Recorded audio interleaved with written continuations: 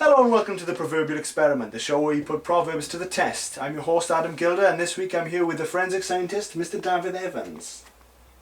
Ladies. This week's proverb is...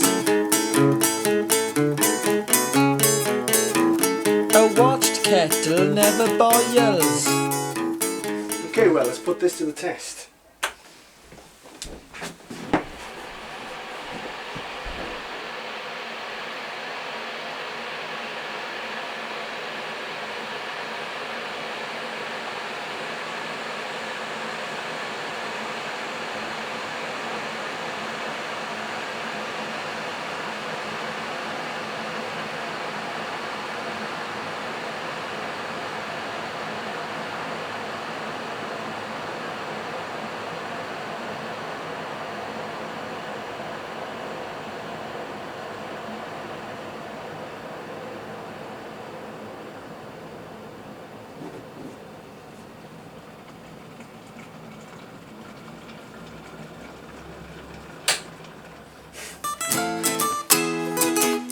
This proverb proves incorrect.